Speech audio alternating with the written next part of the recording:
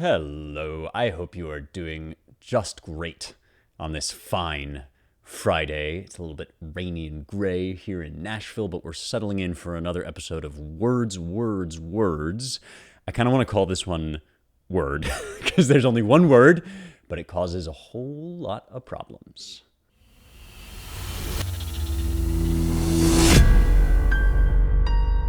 Okay, so on Fridays, we wear, I guess, gray. I'm wearing gray today, not pink. And we talk about translation, which is one of my favorite subjects. And if you've heard me talk about it before, you know that I basically think everything is about translation and translation is about everything. So one of the most exciting and entertaining parts of this segment is that it always takes me off into unexpected sort of rabbit warrens that I didn't know I was going to go down until I start thinking about your excellent questions, which truly are excellent. I hope you will keep them coming. You can DM me on Substack at rejoiceevermore.substack.com, or you can just respond to the emails that I send out to my Substack list, however you want to do it. I know that I have lots in the inbox already. It's an embarrassment of riches. Thank you for sending them to me. I can't respond individually to everything, but I do read them all, and I love thinking about each of them. And even if I don't directly answer your question, sometimes some of the things you ask set me off in a particular direction as I'm answering different questions. So in the past couple of weeks, we've been doing long-ish series on one question, and this time I have just a one-off, something that is a particular verse question. If you've got a question about a specific verse in the Bible or a particular page in some work of great literature and you want to know about translational ambiguities, that's a great subject for a words kind of question. And this is a classic one. It's from Lillian, and Lillian is inviting me to put my foot in my mouth in all sorts of ways that are very fun and going to be entertaining. So here's Lillian. She says, "Hey Spencer, I was wondering if you had thoughts on John 19:25-27. Do I ever?" You're going to see why in a second. "I'm doing research on it for Holy Week, and at the moment, all I can find is a Catholic versus Protestant argument of, does this mean she's the mother of all believers? If you have any suggestions on who to read on this, I would greatly appreciate it.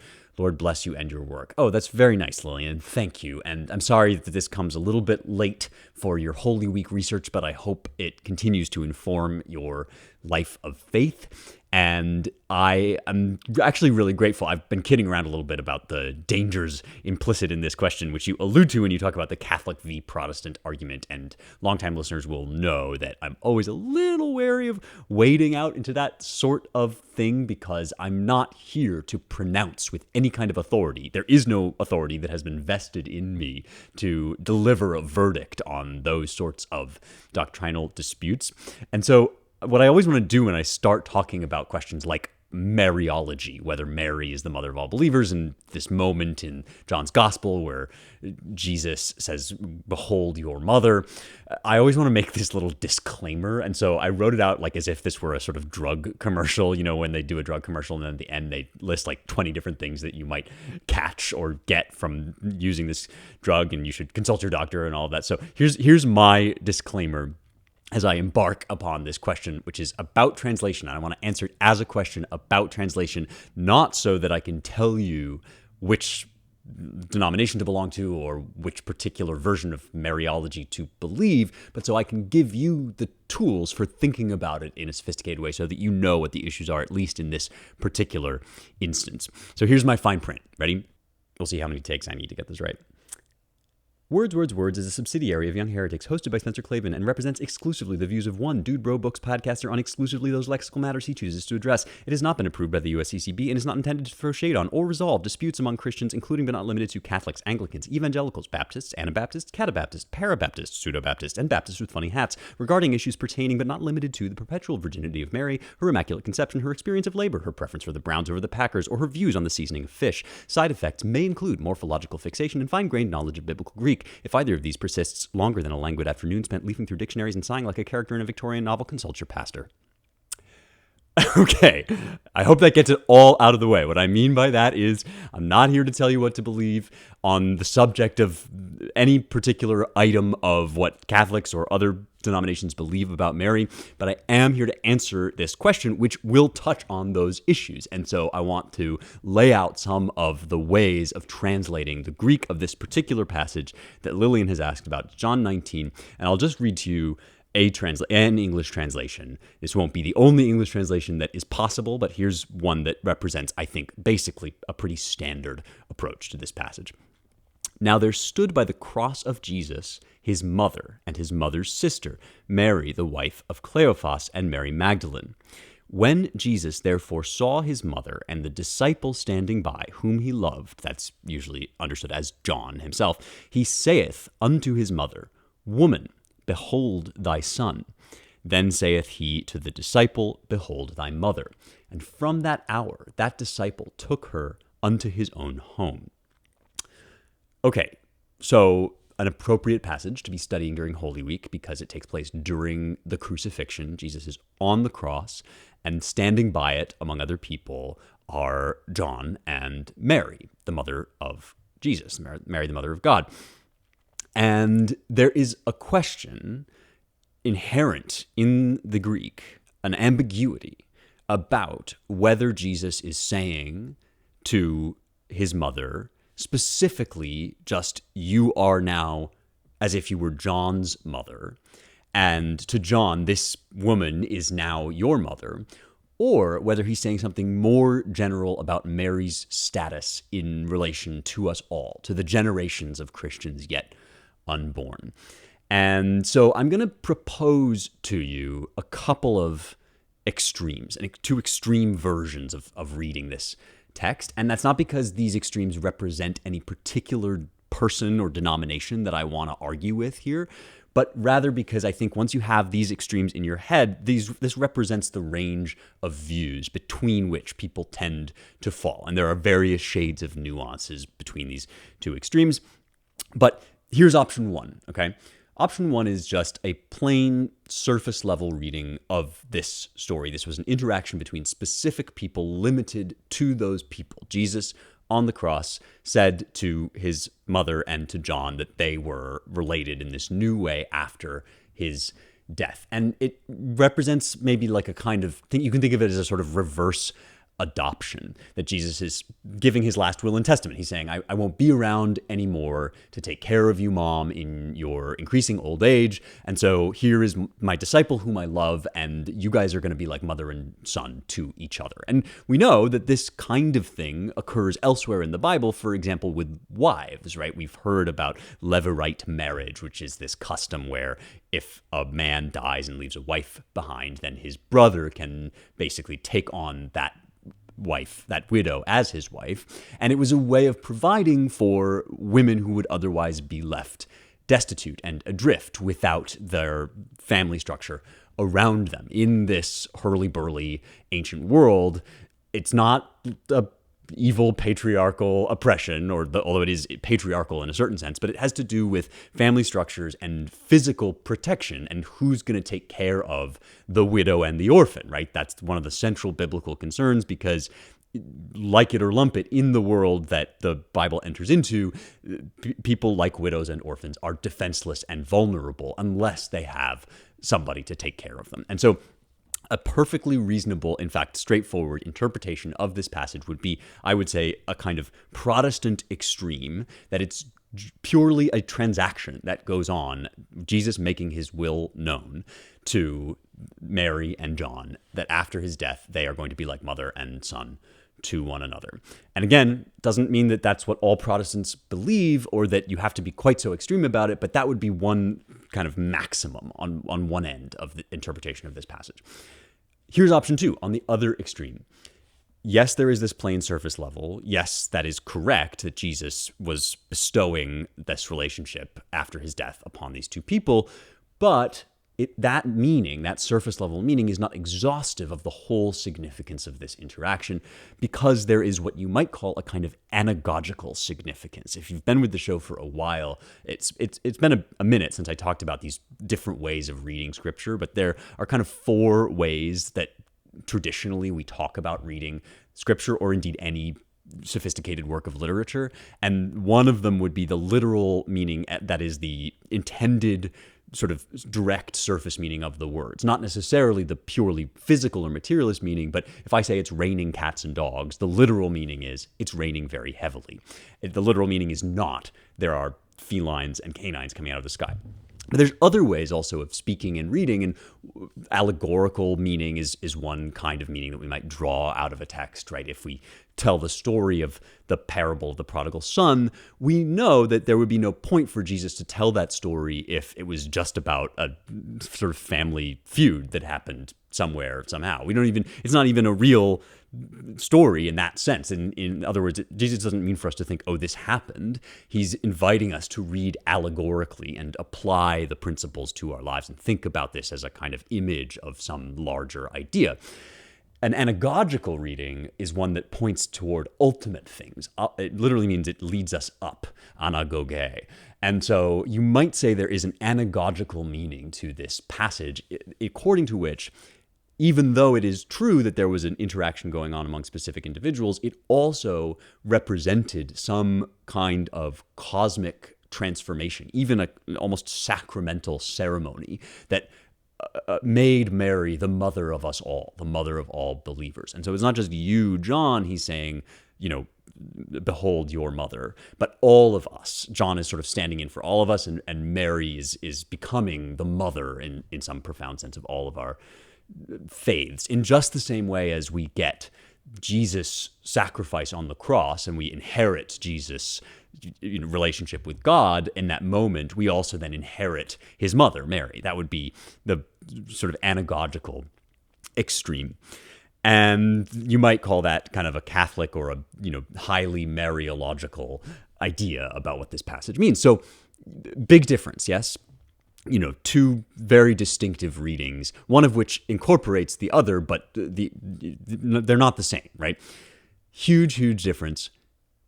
But linguistically, at least, the difference between these two extreme readings hangs on your interpretation of a single word. And it's not even a very interesting word. It's the word the definite article in Greek. And what I love about this question is it allows us to see how even minute connection words like the or and can contain within them multitudes of possible meanings. And I've talked before about ways in which some ambiguity can be bad or at least unintentional. In other words, there's instances where you try to say something, but you don't really quite get your meaning across, or you don't find the right words to say it.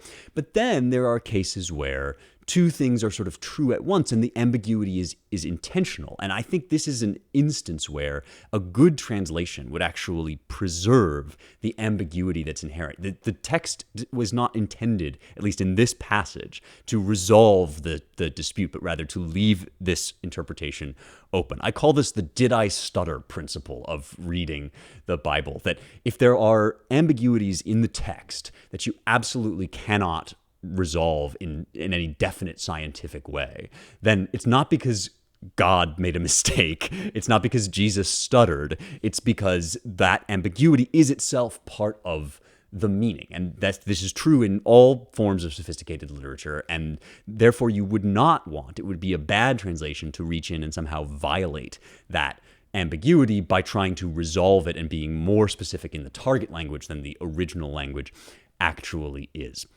And this is one reason why I am a little bit suspicious of anybody that's overly certain about these points of doctrine or dogma that don't come directly immediately from the text. Or at least I'm a little suspicious of certainty about things like Mariology that hangs on your certainty about what the Bible says. You can have certainty based on other things like church tradition, but in a case like this, I do think that part of the fullness of what the Bible has to offer us incorporates all of our faculties, and that includes not just our sort of literal one-to-one kind of interpretation of text, but also our metaphorical, our analogical, our anagogical readings. And so I want to show you here how the Greek works and how that ambiguity enters in, and hopefully it'll help to sort of illuminate some of the ways that people can make different arguments about Mary and her role and all of that.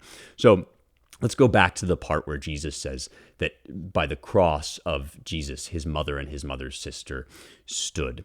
And we know that this is Jesus' mother, which is to say it's the specific person that gave birth to him, because in John 19:25, the Greek says it's he mater autou, and that means the mother of him. He is the, mater is mother, and autou is of him. So that much at least is established. We know that's true.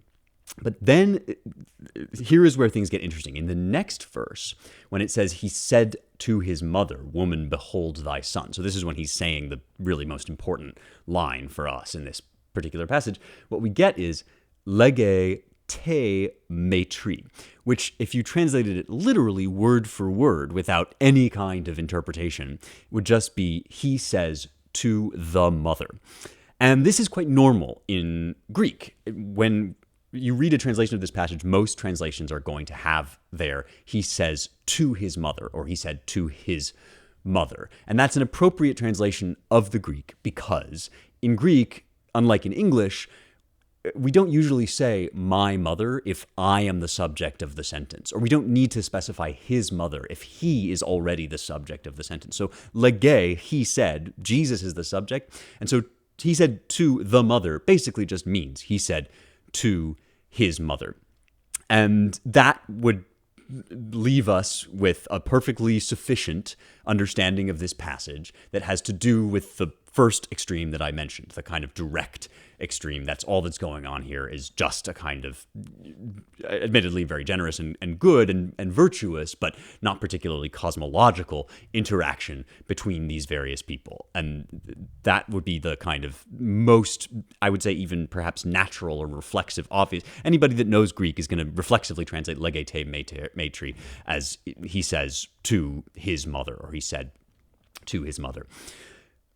But, however, because of this feature of Greek, which is not present in English, where he says to his mother is actually he says to the mother, there is another reading of this Greek, which is, less natural, I would say, more unusual, less obvious, but not impossible by any means. And that is that Jesus speaks here to the mother, woman, behold your son. And if that is part of the meaning, if that resonance is supposed to be there, then we could say that Jesus is speaking here to Mary as not just a mother of a person, that is his biological mother, if biological mother is quite the term I want, and he's transferring that biological relationship into a legal relationship between her and John. He's not just doing that, but he's also speaking to her as the quintessential mother, as the archetypal mother, and saying to that person, behold your son. So in this moment, the mother of us all, the mother of the race, the mother of the cosmos, or whatever, is now given a new son in the specific person of John. And we might then say that John also stands in for not just his specific person, but for me as a specific person and you as a specific person. And there's a kind of universality. And just in the same way that when Christ dies on the cross, the love of the Father that is invested in him specifically is then given by his death, by his sacrifice, over to all the rest of us, so too the relationship of this pure mother is given also to us. So we inherit, in some sense, each as a believer, the not just, the fact that John was then, kind of taking care of Mary and Mary was taking care of John, but that Mary in her eternal, cosmic, eschatological way is now in heaven as all of our mothers, anybody who becomes a Christian. And so Catholics will like this interpretation and will like that resonance is there in this kind of marvelous way. It is amazing to me that the text leaves open that possibility, even though you have to, be careful and pay close attention to the Greek. Catholics will like, I suspect, that there is that possible resonance there where he mater becomes the mother, Sue of you, and this kind of grand sweep from the cosmic to the particular is mirrored within the language. And you could support this reading with other passages. For example, you could talk about the moments in Luke where the angel Gabriel says to Mary that she will be the mother of the one who is called the Son of the Most High. And there's all this other sort of theological stuff that you could add on if you think that Mary is in some sense a new Sarah, the wife of Abraham, who was mother of many nations. If you think she's a new Eve, the mother of us all, then this kind of interesting little translational ambiguity will come in to help sort of add to that. But it can't prove it because, of course, there is just another sort of more straightforward reading, more, I would say, literal kind of reading that exists, I would say, most immediately. And then the anagogical one kind of floats on top of it. And it's sort of like one of my absolute favorite words, which is impossible to work into casual conversation because it's such a nerdy word, but I love this word because there are so many things that are like this. The word is palimpsest, and a palimpsest is a document like a papyrus or a receipt or something from the ancient world where there was one thing written, but then they needed the papyrus for something else, and so they kind of scratched out the thing underneath and they wrote something new over the top, but you can still see the faint outlines of the thing underneath. So it's like you've got these two layers of meaning. And I think that that is what this text is like. And it is really, in some sense, open to your engagement with the text to understand and decide how to navigate between these two layers of possible meaning. One of them more, I think, grand and outlandish and out there, but also perhaps more significant for that. And so you have to navigate between that literal reading on the bottom layer and the palimpsestic anagogical reading up there. Now, this will all be too loosey-goosey for some Protestants, I imagine, and also it will probably end up putting Mary on too high a plane. For many Protestants, the whole problem with, for example, praying to Mary and assigning her this place as the Queen of Heaven is that it risks elevating Mary above just your average believer. And you'll hear people say online, Mary would not want that. She's praying, like everybody else, is saved by Jesus. She prays to Jesus. She wants you to pray to Jesus. She doesn't want your prayers to her. And therefore, we risk, in some sense, deifying or sanctifying a mere human being, whereas Jesus is the only sacred one. Jesus is the only one God. And so that will be, I think, the danger that some Protestants react against in this kind of reading. But you can see how the text itself in Lege te matri doesn't answer it.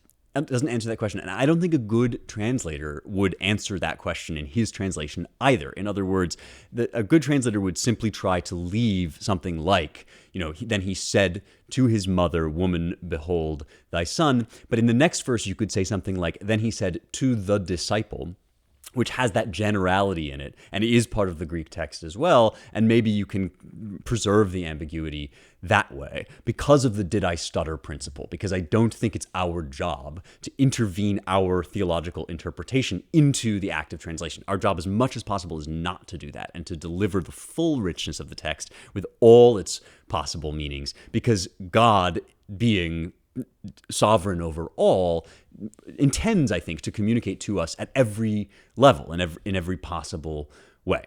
Now, if you want my 2 cents, you want my take on the whole thing, I'm a both and kind of guy. In other words, I agree with the Protestants that I'm imaginarily summoning here, that Mary's just a person. She's just a human being, just like I'm just a person. She's just a woman. I'm just a man. You're just a person. We're all really just people. But none of us is just a person. That's the whole point of Christianity. We live allegorical as well as literal lives. We're not just meat sacks fumbling along. We're not just apes or monkeys. We are members of families and communities, and ultimately, in the story of the crucifixion, especially in Christ, we have a cosmic significance. And so our lives are just normal lives, but they are also layered over with this allegorical significance, kind of like, well, a palimpsest or a text that has multiple meanings in the same set of words. It's almost like that, right? And we are living that kind of allegorical life as well. Each of our actions has more than merely its own significance. And in that grand cosmic story where we play a role in history and we have some small part to contribute to salvation history and all of that, Mary does have central importance. She does play an important role in that cosmic allegory. And so my objection to totally ignoring all of this isn't actually that it raises Mary up too high, it's that it puts the rest of us too low. I think in some ways we are all living out this grand allegory, and every moment of our lives is charged, freighted with cosmic significance, even at the same time as you are really also just a dude or a gal muddling along and listening to podcasts. So do with that what you will. Thank you for listening to my podcast.